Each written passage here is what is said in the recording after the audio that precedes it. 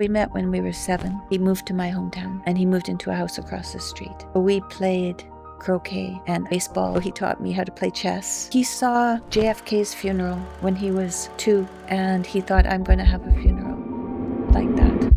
You always believe in God? I didn't understand what it really meant to have a personal relationship with God. It was 2019 when I was sick. I stayed in that hospital for 5 weeks. They took a biopsy. They told me, renal cell carcinoma. It grows this much a year. It will never kill you. Don't worry. I started to get a pain in my back. When I went back to the surgeon, he looked at the biopsy and told me that he had misdiagnosed my cancer, that actually it was something much more rare, that they don't diagnose when people are alive. They only diagnose it after death. I looked at him and I told him that I was going to die. How we can find God? If you're going to have a faith in God, He will take you where you need to go. And He will give you the answers that you need to hear to make your relationships better, your health better. I'd pray for all the people in the hospital. Who else do you want to pray for? Oh, I want to pray for all the babies that are born and unborn in the world. Pray for all the sick and dying. Pray for all the politicians in the world. I prayed for all. I think we have forgotten that when we are old and we look back and we say what was most important, we will say our family. When was the turning point? I got an email from a Catholic friend. Aladetres. Tammy Peterson, how are you? I'm all right. I'm all right. Do you wrestle with God? Every day. Every day. Every morning. Sometimes at night, but every morning too. And who is God for you? Who is God for me? God is that. God is the challenge I see every day. God is the grace that I'm given when I'm in hard times. God is the courage that it takes to go out on stage and speak. God is the strength I need when I'm with my sister who just died. She had dementia and just died. God is the strength, He's the spirit that brings me strength when I go visit my sister. And you always believe in God? I think, I probably always believed in God, but I was not I didn't understand what it really meant to have a personal relationship with God. And when was the turning point? Turning point was 2019 when I was sick. That was, it brought it home to me. I was sure after that. I was at home in Toronto with my husband and my son and his wife. My son was living in a house on the same street that we were living on. He was newly married. And Jordan and I had begun touring with his book, 12 Rules for Life. It was the first popular book, 12 Rules for Life. I wasn't yet speaking on stage or anything. I was doing logistics for him, making sure he had enough to eat and caught the plane and the hotel rooms were good and that kind of thing. But I was always when I was traveling with him, there was always a question in my mind, what am I doing here? So I was always asking, what am I doing here? I know I'm doing this, but what am I doing here? And that fall in October, no, it wasn't. It was in the spring. In May, I went on a walking tour in Croatia with my sister. I asked her, I had arthritis in my knees and my hands. I had a hard time going up and down stairs or putting the barrettes in my hair. My hands didn't work. My knees didn't work very well. And I asked if we could go on a tour for 70-year-old women.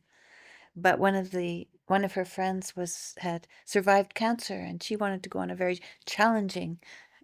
So when I got there, some days it was nice and flat. We would walk from Croatian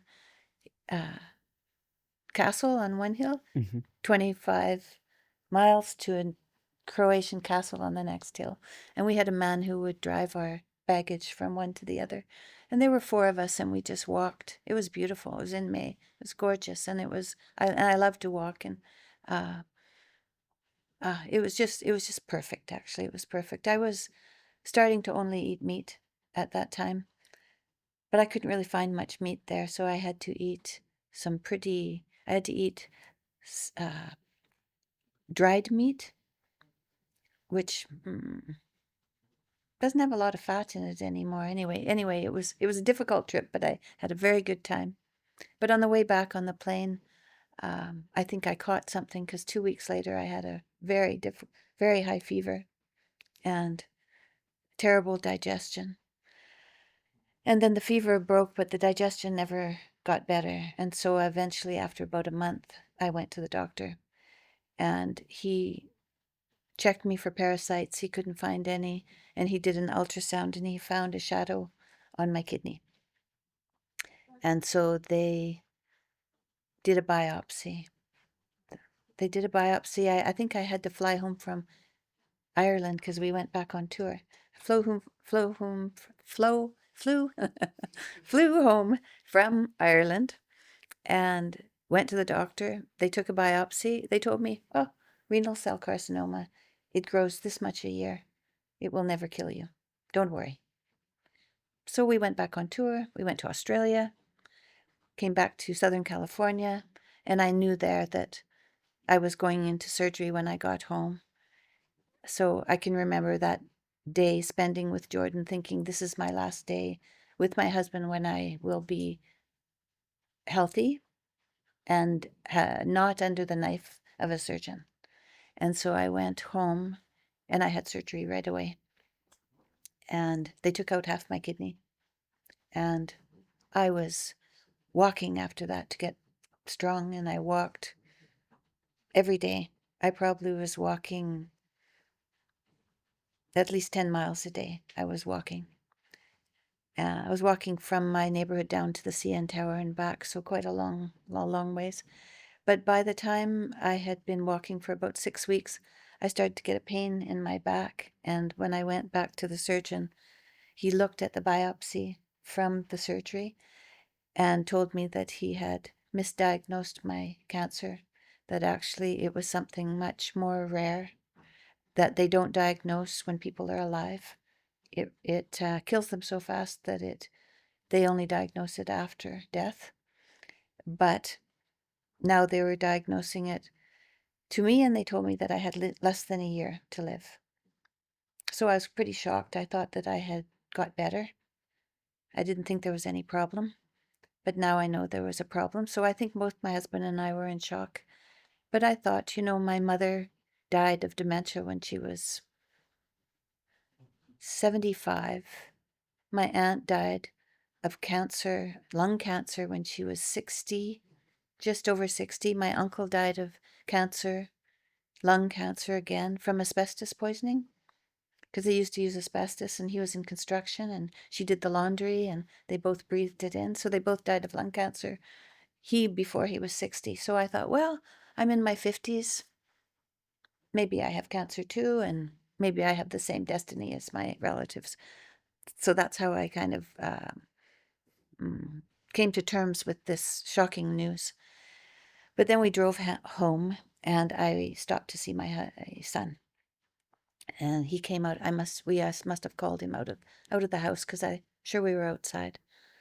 And I looked at him and I told him that I was going to die, that we had bad news, that I only had a year to live. And of course, he wasn't expecting that, because I'd already had surgery. He was expecting I was going to bring him good news. But so he was surprised by it, and I saw a terrible grief in his eyes. A grief you'd only have for someone that you felt very deeply for. Anyway, it was the same kind of feeling that I had for my baby. When a baby is born, a mother feels an amazing love for that baby, and I felt that same love shone back to me. And then I felt more worthy to, I just felt more worthy. I felt more necessary.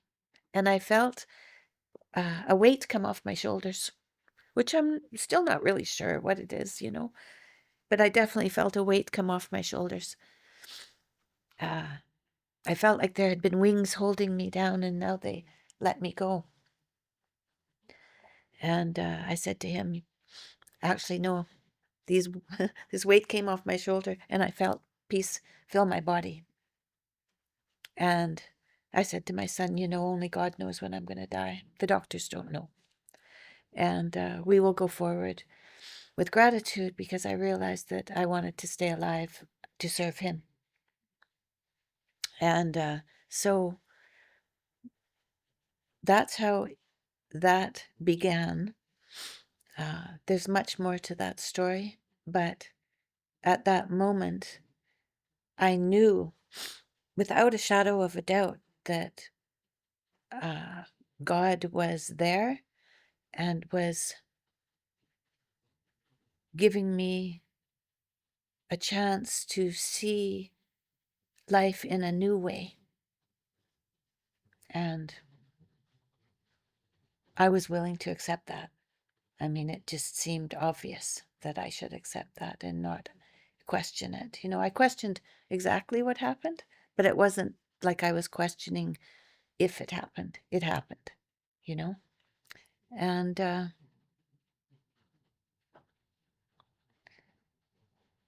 they put me back in the hospital as fast as they could, and they took out the rest of my kidney and all the lymph on this side. So a radical surgery. It had gone into my lymph glands, this cancer, but only just barely. So they took it out. The night before we went into surgery, my husband and I were watching TV, and I could tell we weren't really in the room. We were way too nervous. And I said, I think we should go upstairs and do a meditation that I learned when I was 26, when I was studying massage therapy in university. I studied a psychology class where I could choose whatever I wanted to study, and I wanted to study massage therapy. And I found a therapist who just taught me how to in 10 lessons, how to give a relaxing massage. But at that time, I was also given a diagnosis of cancer on my ovary. And so I was very nervous one day, and he taught me a meditation where I laid down, and he told me to breathe white light into my body, down to my ovary. And I did that. And I could imagine like a string of very, very white light, and I spun it around, and I asked what the problem was and not to be afraid of me, to share with me if there was any problem. And over about a 2-hour period of breathing in and out and inquiring, I felt something leave on this side of my body. And I had had an ultrasound, and they told me that this ovary had a solid mass about as big as a grapefruit or a softball. And when they did surgery, it was only as big as a golf ball. It was small, and it was a cyst that has teeth and hair and skin in it. And people can have these kind of cysts. They're called dermoid cysts. They can be anywhere in your body, and it's a twin that didn't materialize. But it grew because I had become pregnant, and which is another story. And when they found this cyst, so I went to the doctor. I had that surgery. It wasn't cancer. It was just because it was a solid mass. They thought it was, but they had told me it was cancer before even doing a biopsy, which is not a good practice. That's not a good practice. So that was the first mistake, was that time. But then now this time I had also been told that I had nothing to worry about. And now I had a deadly cancer now. So now I had 2 doctors trying to tell me what they knew, but making mistakes. But now with my son and telling him, I realized that it really didn't matter, that God had me anyway. He had me in his hands, and I had nothing to fear. that he would take care of me and we would be grateful for whatever came our way because, well, there was nothing to fear. I had nothing to fear anymore. So I went into this hospital and I had the surgery and it was fine. Went fine. They got the cancer out, but they left a leak in the lymph. I mean, the lymph is like a spider web in your body. It wraps around your blood vessels and your organs, and when you eat, it takes the fat out of the food and it metabolizes it and it gets rid of the waste and it metabolizes what's good in the fat. And so they left a hole and my bodily fluids were filling my feet. So within about 10 days after surgery, my legs started to swell. And we called the hospital and said my legs started to swell. And they said, well, it was a very radical surgery and I should suspect some swelling. But it was extreme swelling. It swelled so much that by the time I got to the hospital, it looked like I was very pregnant because I couldn't get in a car. So I had to walk to the hospital. I couldn't sit down. I was very, very, very uncomfortable, but I was walking by shops with windows and I'd look at myself and I'd think, oh yeah, you look like you're like 7 months pregnant, like pretty pregnant. But I got to the hospital and they put like they would for water, they put a spigot in my side and they took out 9 liters of fluid, more fluid than they had ever taken out of anybody. But it was a milky white color because that's all the fat that the lymph takes out of the system. So it was like milk, looked like milk. 9 liters. It was a lot. And then they put a bag that would be emptied every day after that. So they sent me home and they told me not to eat any food with any fat in it. So I made soup out of tomato juice and chicken. And maybe I put a few other vegetables in it. I don't know. But I hadn't eaten anything from meat for quite a while. So it was it was all right. It was like a holiday from meat because I was eating all of this other soup.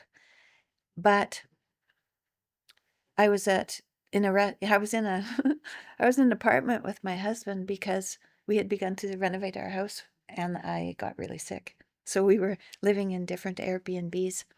So we were in an apartment and I was having a nurse come every day. She would empty a liter of fluid off this bag, which would make me reasonably comfortable. I was still pretty uncomfortable, but it was, you know, with painkillers, I could tolerate it. And we were waiting for the doctors to figure out what to do with me. And so I don't know how long I stayed in that apartment. I know that July 1st came, so it was I had surgery in May, I think early May. So I was in that apartment for probably about a month, eating no fat and trying to give the lymph system a rest so that this hole would close up. That's what they told me would happen. But it didn't work. It didn't work. It never closed. I never got any better. And because I was losing so much fluid, my electrolytes went out of balance. And you need your electrolytes for your heart to work. You know, when your heart pumps, it's an exchange of calcium and potassium to make the heart do what it's supposed to do. And they are electrolytes. They're not. It's calcium with a plus sign, right? It's got an electron, which makes it an electrolyte instead of a mineral. And so you have electrolytes in your body that pass nutrients through from your cell and out of your cell. These carry fat and nutrients this way and that way, but because I didn't have enough fluid in my body, they were becoming unbalanced. And when your electrolytes become unbalanced, you have a heart attack and you die. And so I was sitting at home in my apartment with my son and his wife, and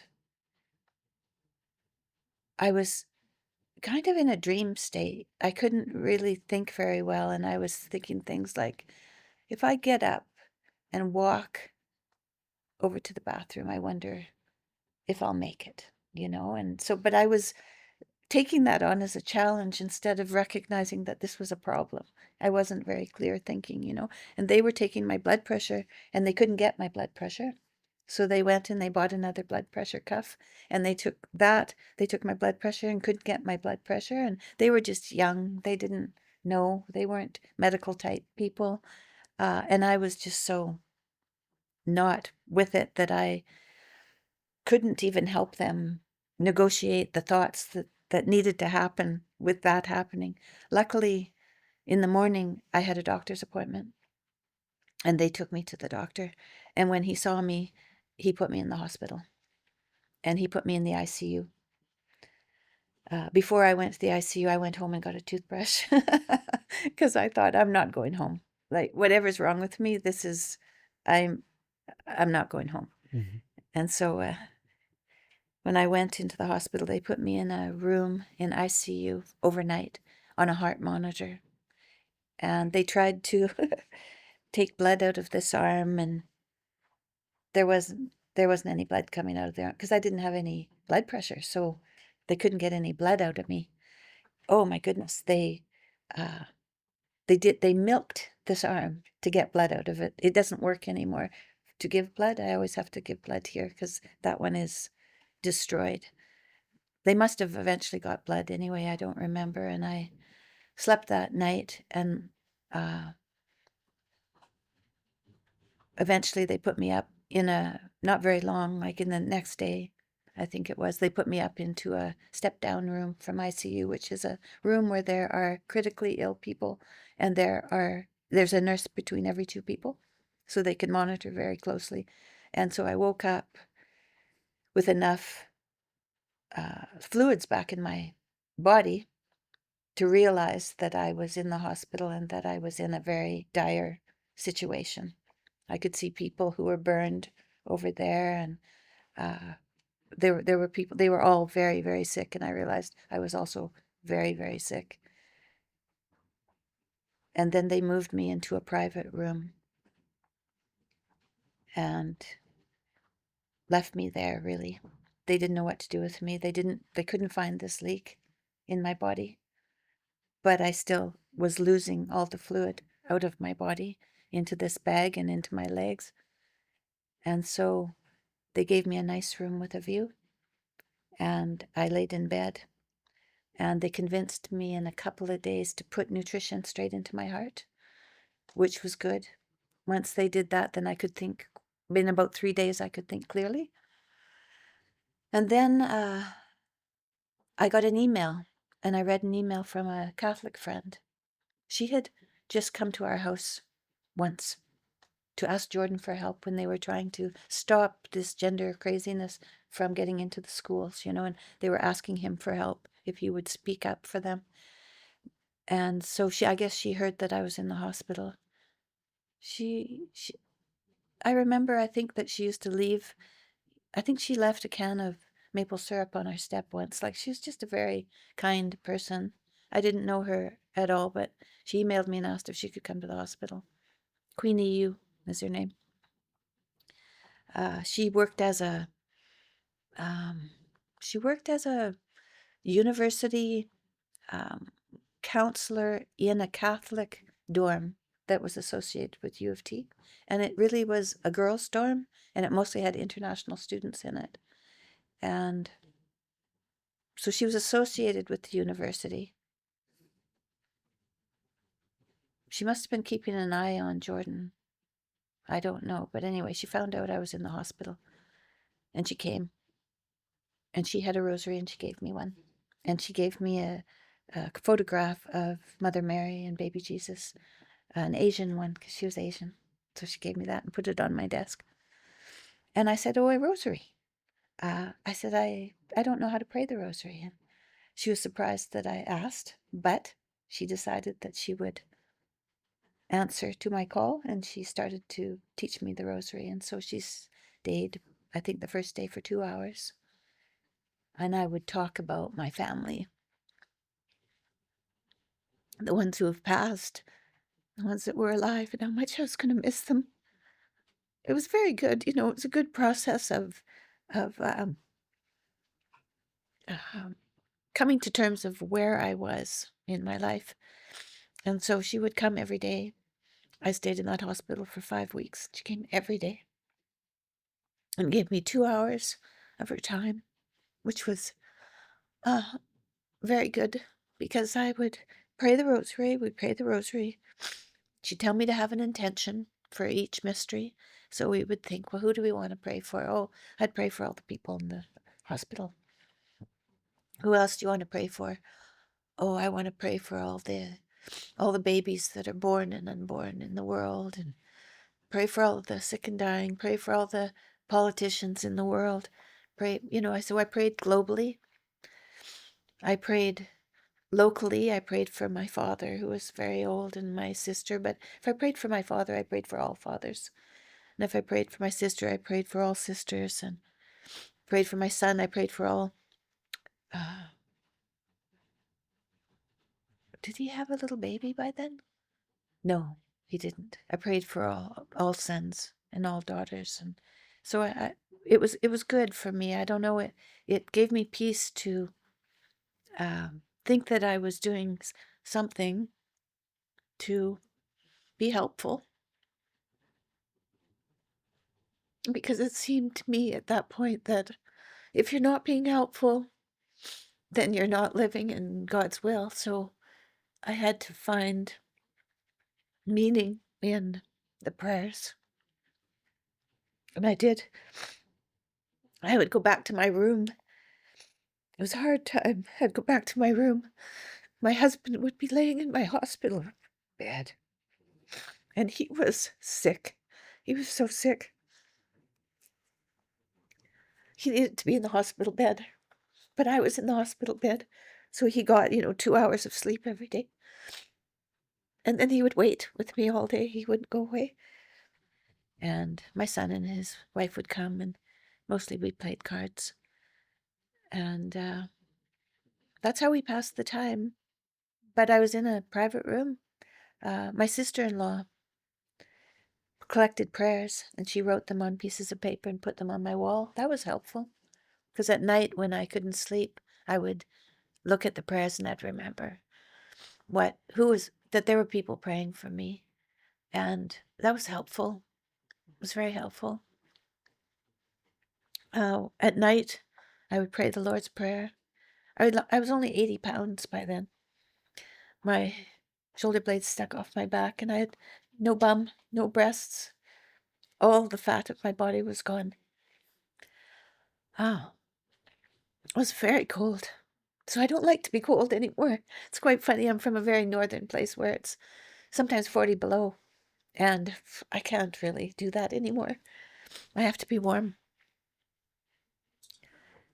So I moved to Arizona. It's warm there. even hot. Mm-hmm. Yeah, so it was a brutal time. It was a brutal time, but they kept scanning me to find where this hole was, and I would just pray the Lord's Prayer through all the pain, and I could do that. And it would sustain me, if I constantly prayed and I didn't let my thoughts come in, and at night is the worst time to think, because you think up very terrible thoughts at night. And I would pray the Lord's Prayer at night, and or if I was cold.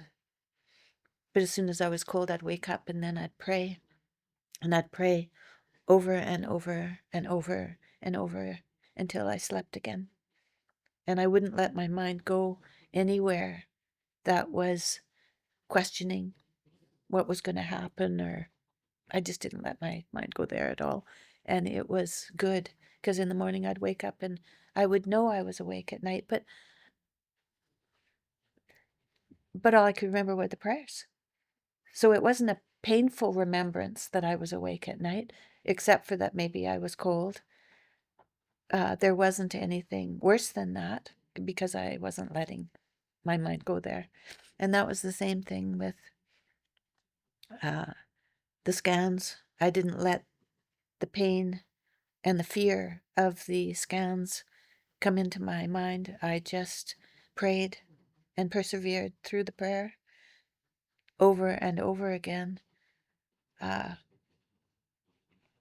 I could really endure anything they put me through. It didn't matter how painful it was, how long it took, how cold it was. So really, I had a lot of relief from that, and then I could be grateful that my family was there, and I enjoyed my time with them. Even when I was in the hospital, we played cards and sat around and visited and probably had Skype calls with other family members that weren't there. And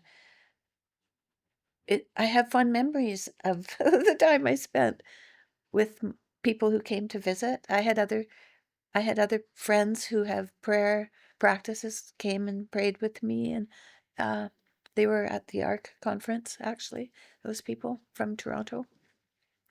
And it was a good experience. All in all, I wasn't praying to survive. I was praying. I was praying for, well, to stop myself from thinking things that weren't helpful, and then to be grateful for the moment that I still had with people. And that was as much bandwidth as I had. And so I did that for 5 weeks in the summer, all summer. Si te está gustando la entrevista, este es el momento de suscribirte, así nos ayudas a seguir creando contenido y entrevistas de valor para todos vosotros. Muchísimas gracias. So Tammy, the rosary saves you, and the other question is how we can find God. Well, I think if you practice, you find God. So I think you have to decide. Because, just because I had that experience with my son doesn't mean that I'm constantly aware of God's will. I now, get consumed with this or that, and I have to pull myself back. But I can always bring myself back to God through the practice of prayer. And so in the morning when I wake up, really pretty much the first thing I do is I read a chapter in the Bible, and then I pray the rosary. And I'll read a chapter in the Bible, and if there's anything I don't understand, I can take the phrase, and I can put it in a large language model that gives psychological and philosophical explanations of the Bible. And that is very helpful. So that deepens my understanding of what I've read. So that's very, very helpful. That's been something that I started after I was well, to deepen my understanding of the faith. But I always pray the rosary in the morning, and that helps me to chase away any preoccupation I might have, any worry I might have, any resentment, any fear, any anything that I might be consumed with. Really, even any excitement, like really anything that I'm devoting myself to that's not God. I can work and ask for these things to be lifted, and they're lifted during the time that I pray the rosary. I like to pray the proper mysteries every day. I like that because there's intention with every mystery. So today was the luminous mysteries, Mhm. and you're praying, the baptism and the Eucharist, and so with that, with every one of that, there's a fruit of that mystery. So that's something to start with. So uh, it might be humility, uh, or it might be observance, or it might be perseverance, or whatever the fruit is. Then you can start there, and I find I can start there. It gives me something. I don't have to think it all up by myself. So that's helpful, especially if you're very distracted. Then you can have a word come to you that's useful, and you can bring that to the rosary and think, okay, perseverance. How can I persevere? Where do I see a necessity for perseverance? After you finish the rosary, it's good to take some time. It's good to take some time on the edge of your bed and ask what's up today. And then go forward with gratitude. I write a gratitude list in the morning. I have friends that I write gratitude lists with. That's helpful too, because then it puts your mind in the practice of gratitude. So I have all sorts of things I do to set my mind right in the morning, and it carries through the day, most days, Mhm. And if it doesn't, well, I know how to set it right again. So, Tammy, you believe in God? Yeah, I believe in God. yeah. But there's a lot of people that Don't don't believe believe in in God. God. So, you think that the West world is in a crisis Yes, of meaning or yes, of, I don't know, tradition, hope, of. yeah. Yes, I do. I Mhm. think that the way through this is to well, as it said, to pick up your cross and to bear it. And the way that you do that is, I think, is to go to church. If you want to go to church, go to church.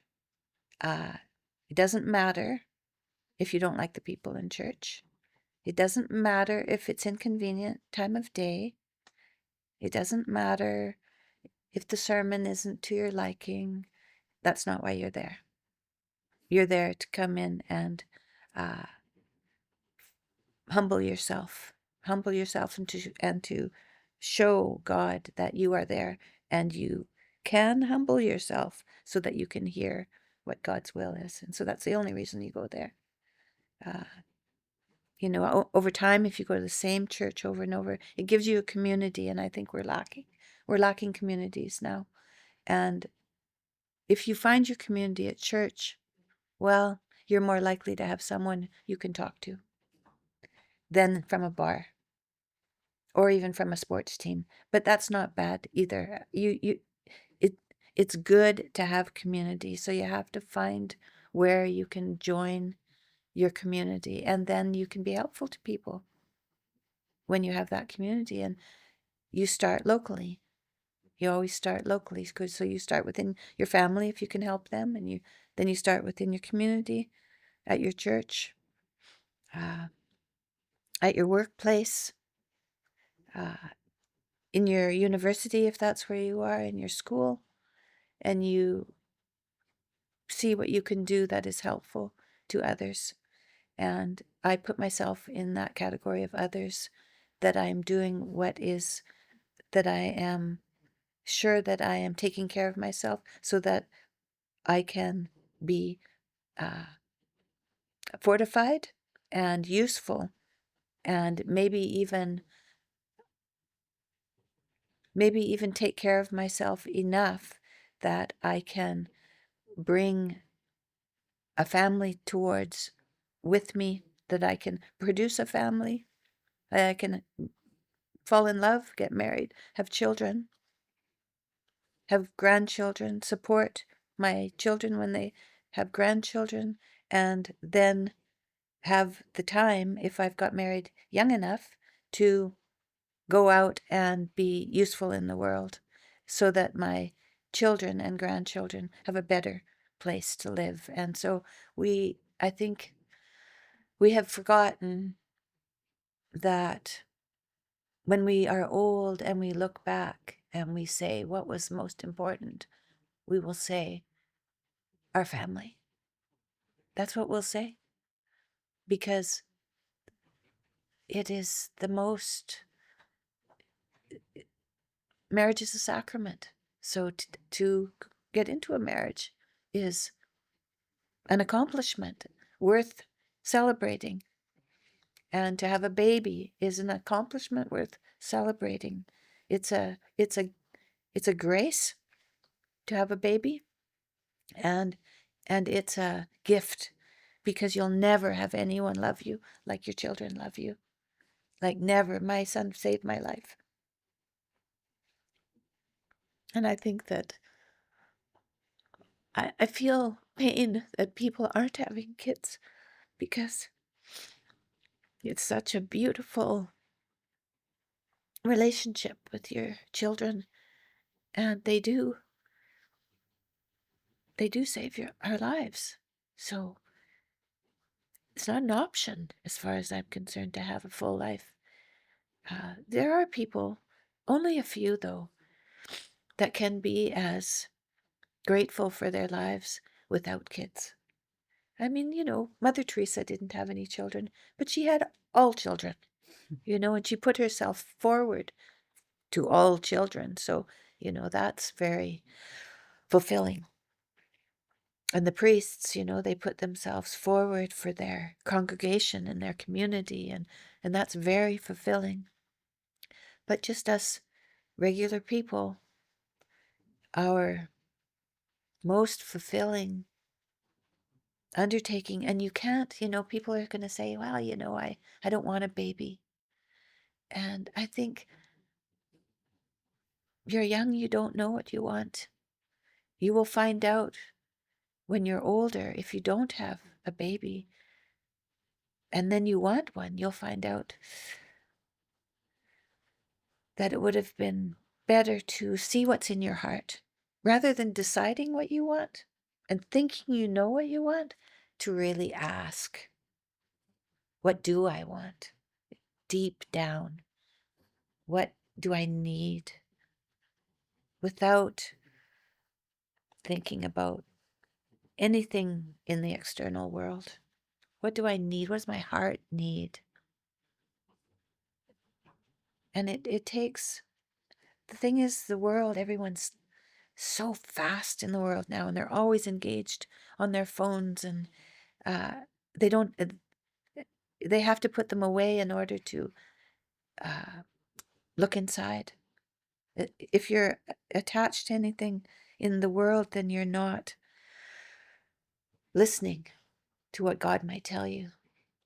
I was on tour with my husband, and he wasn't feeling very well. I was feeling much better. So we were both recovered, I was more recovered than he was. And, I couldn't do anything for him. It was frustrating. And we were in Detroit, which is very close to Toronto. And I said, I'm going home. I'm going home. I don't know what's going on with you. I'm going home. I can't be there. I like to be on tour, but I just can't do this. So I went home, and I was walking in my house in the basement, and I can remember I said, to God, I said, I like being on tour, and I like being with my husband, but this isn't working. What do I do? And I heard, get your own hotel room. And I thought, no, he won't like that if I get my own hotel room. So I phoned my friend, and I said, my God told me to get my own hotel room. And she said, good idea. Good idea. Why don't you get your own hotel room? I said, okay. So I phoned my assistant, and I asked him to book my own hotel room. So I got back on tour, and I went to see my husband, and we didn't have a show that night, and we had dinner, and then we went back to his room for a little while, and I think we watched a movie. We probably watched a movie. And then I said, well, I think it's time for me to go to bed. And he said, well, you're going to stay here, aren't you? And I said, no, I have my own hotel room. I'm going to go stay in my room.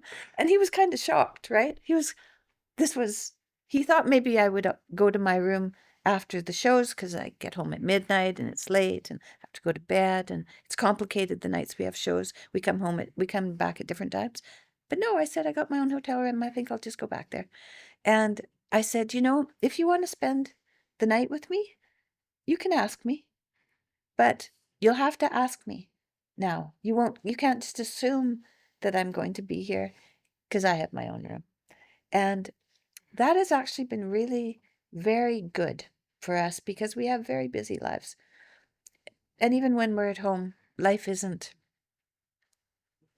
downtime either, because there's podcasts and there's interviews, there's all these things, writing books, there's all these things that are going on. It's busy. And so if I have my own room, then I have a good sleep, and I need a good sleep. I was very, very sick, and so I have to take care of myself. That's one of the things you do when you serve other people. You take care of yourself as well. And we have quite a good relationship now, because we negotiate everything, even when we're going to be together. So it looks to me like if you're going to have a faith in God, He will take you where you need to go, and He will give you the answers that you need to hear to make your relationships better, your health better. It's just, there's just no way to do this successfully any other way, as far as I'm concerned. And tell me, how we can have strong marriage? Because if we have strong marriage, there will be strong families and Yes. strong societies. No? Yes. So could you speak about that? And then, if you want, how you meet your husband? Oh, well, I was, so first of all, when you're married, you have to swear to tell the truth. That's the first, then you can marry this person if they are willing to tell the truth, no matter what, to tell the truth. And so we started our marriage that way.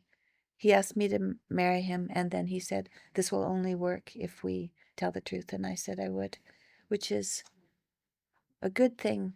It's a very good thing to have. We don't have that in the marriage vows, I don't think, but it's a very good thing to say and to agree on, and to realize that once you've agreed upon that, there's no negotiation, right? And so truth is where we began our marriage, and so we always spoke about everything and negotiated everything, and also tried to, and I did make some errors where I made sins of omission, where I didn't insist things that were very important to me, and I didn't insist. And I think wives can be that way, maybe husbands less often, but we're more agreeable, and so sometimes we don't insist. And I didn't insist that we baptize our kids. I wanted to baptize our kids, and Jordan wasn't that concerned with it when the kids were born, and so I didn't insist, so I didn't baptize my kids. My daughters got baptized last year, so she's got baptized. My son hasn't been baptized, but I found out that my grandmother baptized us, that my parents didn't baptize me either, so everyone can come about this in their own way. But telling the truth, even those things that, and with children, women want kids deep down in their heart. They have to have the courage and conviction to be truthful to what they need, and to tell their husbands that that's what they need. I want to have a baby. I need to have a baby. And if they say that, then the husbands will say, what my husband said is, I'll take care of you, and you take care of the baby. And that's how we'll go forward. And that's how we went forward. Now, where did we meet? Yes. We met when we were little kids. And after of that, sorry, That's before okay. of that, Okay. Before that? before that,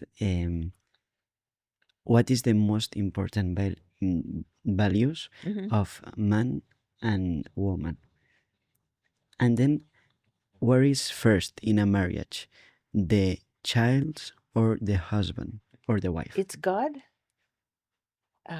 husband, wife, children, grandchildren, what I can do for others.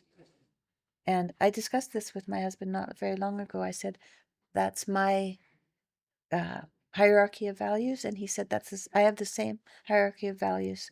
Maybe that's why we get along so well. Mhm. And what values do you think are more important for men and women, especially in relationships? Well, the virtues, the virtues that people don't talk about anymore, kindness and patience. And that's something you kind of have to negotiate. When a man comes home from work or a woman comes home from work, how does she want to be greeted at the door? That's something that happens every day. You have to negotiate on that. Mm-hmm. And you have to think about, how would I like to be greeted at the door? The dog comes and wags his tail. He knows how to greet someone at the door. But what would I like from my wife? And what would I like from my children when I come home? And then maybe I want to rest a little bit when I get home because I've had a long day. How long do I want to rest? And all of this you can negotiate with each other, and then you know and you can practice that, because everything is a practice. So there's that. If you have something that you want to say to your spouse or your girlfriend or your boyfriend, you want to say something, maybe you want to say something constructive. You have to wait. You can't say something constructive if it's going to be, first, if you have any emotion Mm-hmm. in it, shouldn't have any emotion in it. If you're still attached to it some way, you have, it's too soon. It's not time to speak. So you have to give those things to God and say, I have something that I want to say. I don't know if it's an appropriate thing to say. So I'm just going to leave that with you, God, and maybe you can help me to say it, if it's appropriate, at the right time. And often, if I have something like that, I'll end up saying what I want to say without even realizing that I've said it, because I've found the time has come to say it. And then I'll think, oh, there I did. I said that, and I hadn't even thought about that I was going to say it. That's the right time to say things. So pausing is very good in a relationship, not always having to have answers right away. You can also leave your girlfriend or your boyfriend or your husband to think about things before you get an answer. So patience, Mm-hmm. right? Patience, kindness, trying to say whatever you have to say with kindness. So not with any kind of anger or anything. It's not helpful to say things in that manner. If you have to say something with kindness or with anger, it's better to go out of the room and sit on your bed and ask why you have an emotion about this, and like meditate on it. And I used to think that you could have very quick communication, but I'm not so sure of that anymore. I think it's better to take a beat, at least a beat, and ask your conscience if this is the correct thing to say. But also to be aware, in a relationship, one of the most, I think, important things to say for yourself is for you to say what you need to say, but at the right time. Because if it's at the right time, then everything will flow from there. And you'll end up going on an adventure together, because you're not trying to manipulate the situation to make it happen. You're offering and then seeing where it goes, and way more interesting for both of you. So then you become much more committed to the relationship, because you have this person that you're negotiating this very thin line that you didn't even know was there together. well, that's what marriage is that place that you go, that adventure you go on, that line that you follow, and it takes you up to heaven on Jacob's ladder. Kindness, patience,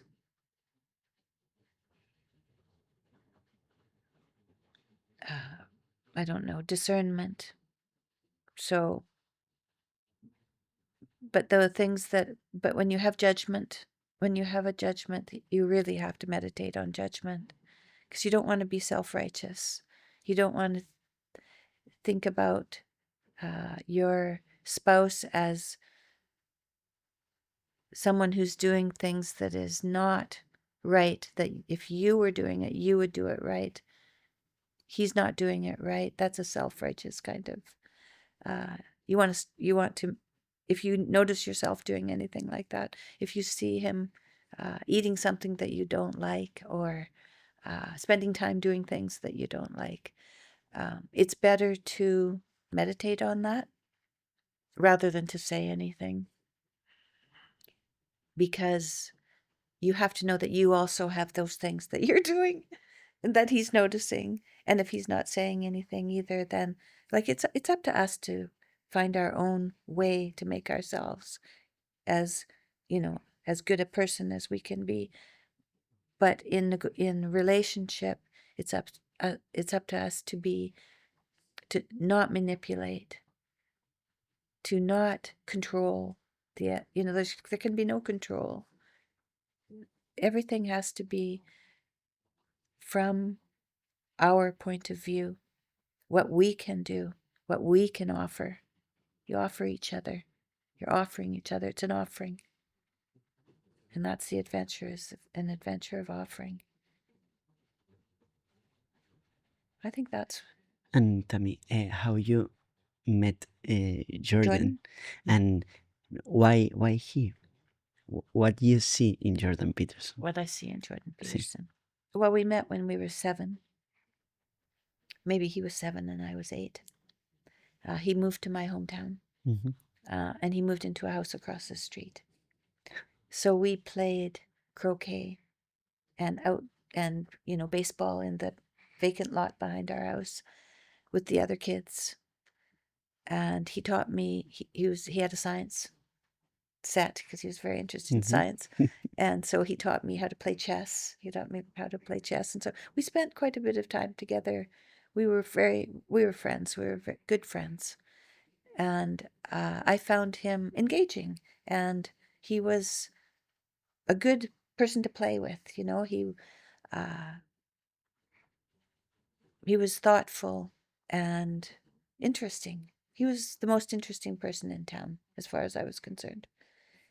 And we were really good friends right until girls start to grow faster than boys. And then we weren't friends anymore for a few years in junior high and most of high school. We had our own friend groups. And then when we graduated high school, he asked me to be his grad escort. And I was. But he didn't know what to do with me. He just hung out with his friends the whole night. So he tried, but he didn't really know what to do. He was only about 16, I think, then. He was pretty young. And girls grow up so much faster that it's tricky to date girls your own age when you're in high school because they are more mature. And then I went off to university, and so did he. And we would come home at Christmases. And when I got home, I would look at my watch and I would know in 15 minutes he would be there and he would come, because they had moved from that house to a house up the street that way. And he would know when I was home and he would always come to see me. So I always, even though we hardly saw each other, maybe even once a year we'd see each other, I knew that he cared for me and that he was there. I knew that. And so it was when we finally did marry, I was very sure that he could be the father of my children and that he would be a supportive spouse and that we would have a good relationship. We just had to be truthful to one another. Mhm. And how you live that Jordan is being more and more and more famous, like first in university and now he's one of the most important psychologists of all the world. Yeah. Isn't that something? It's not something. Isn't that something? He said that he knows that he will have a public funeral, and he knew that when he was a little boy. Mhm. He saw JFK's funeral when he was 2, and he thought, I'm going to have a funeral like that. So I don't know what he's going to do in his life, and neither does he. He tells me that whatever is happening now, there's more to come. That's what he tells me. And when he became famous, right at the beginning, I knew that he was going to be more worldly and not so much. I wouldn't have him so much to myself. I knew that. And I thought, well, we either stop this marriage right now or I go along with him. And so I decided to go. That's why I went along with him, because I thought, well, I'd like to stay married to him and I want to see what happens. I want to see what happens. When he said he was going to make that video, that first video, I said, make the video. Let's see what happens. I'm curious. Mhm. I'm curious. Well, I'm still curious. I'm still curious. What'll happen? Oh wow. And when everything starts with this video, Hmm. When everything starts. so everything starts, the fame and Yeah. that with It, this video. yeah, And it did. how you live then these years? After that? Yes. Well, at first it was a little bit dicey because the university was not supportive, and I felt like I felt like people were going to come and break our windows, but they didn't. They didn't. They kind of show up now and then, push over our garbage cans or something. It's not it's pretty mild. Actually, it's been pretty mild. So the fear that we had at the beginning was, I think, mostly just shock at the response. That video he made, within a couple of days, there were just journalists' cars outside our house, in our living room, on the telephone. They were everywhere. And we thought, well, this is interesting, but it'll pass, but it hasn't stopped. So I think it's been we've got used to it, kind of, over time. It's still pretty surprising for both of us. Mm-hmm. It's like we just have to say, we're going along for the ride, both of us, to see where it goes. Mm-hmm. And how protect child about all of this? How to protect? Yes, because These guys protect us. yeah. But the fame and everything that Jordan have an impact to your son and your And my daughter. and your daughter. Yes. Yes. We'll see how that goes. Yeah. Wow. We're in the middle of it still. I can't really say. Mm-hmm. So far so good. So far so good. Mm-hmm. Tammy, if Mm-hmm. you can give an advice for all the people, especially maybe young people Mm-hmm. that listen this interview, what advice?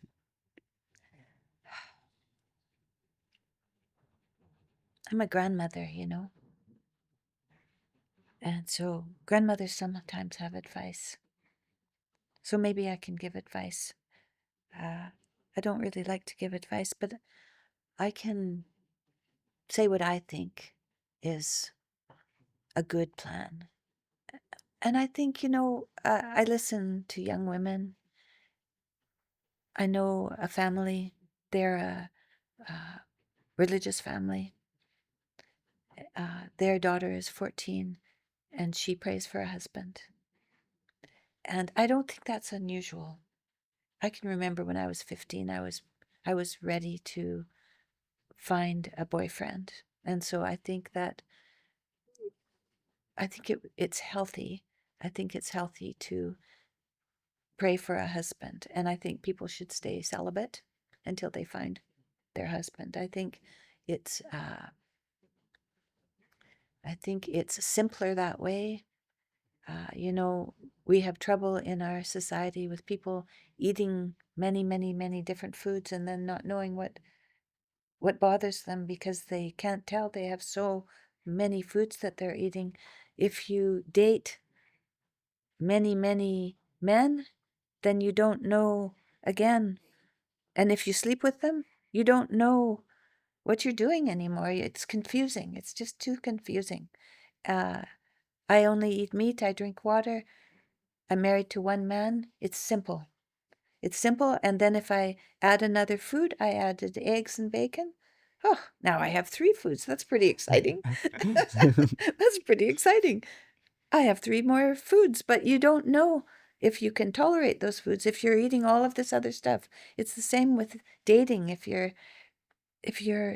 spread yourself thin like that, there's no way that you're going to be able to make a thoughtful decision. So it would be best to save yourself, both boys and girls, to save themselves for their wife and for their husband. And I also think that we have been led down the garden path and told that women should prepare themselves for a career first. And we've set up our universities so that everybody stops high school and goes right into university. And that's not been happening for very long, and it's an experiment.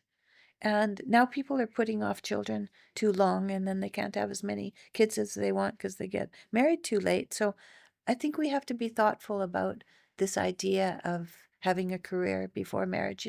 There's no indication that having lots of money makes you have any more children. So that's a lie. It doesn't matter. And also, it's good to be educated. Kids do better if their mothers are educated. So it's good to be educated. But how much education? I don't know how much education you have to have. I had 4 years. That was plenty. You can have that done by the time you're 22. Then it would be good to start a family. I think by the time you're 25, it'd be very good to start a family. That way you have time to have if you'd like to have a large family, you can. If you wait till you're 30, you're limiting yourself. You're probably down to 2 kids, maybe 3. And so if you start earlier, you can actually have a family. And the thing is, once you have one child and you have another, then that child has a sibling. And they play with each other and learn from each other and love one another and support each other when they're old. So it's very important to have it's important to have a reasonably sized family, like 4 kids I think people could have. And when they started using car seats in cars, that meant that people only had 2 kids because that's how many car seats fit in a car. So you don't know what you're being limited by, and you have to learn that you're being limited by society's pulling you here and there, and the same thing with university careers, that for women, that I need to get my career, I need to get my undergraduate, my graduate work, I'm 35 now, too late. That's too late. You can do it at the same time. You can have babies at the same time as going to university if you want. University isn't that hard. Just go to university and have a family. Then you'll see how much you can do. You'll be busy, but it doesn't matter. You'll be busy, but you can be at home because you can study at home. So then you can take care of your kids and learn if you want, if that's so important to you. So, Tammy Peterson, thank you very much. You're very welcome. Thanks for the invitation. Si te ha gustado esta entrevista, tenemos otra por aquí que te va a encantar. Muchísimas gracias. Aladetres,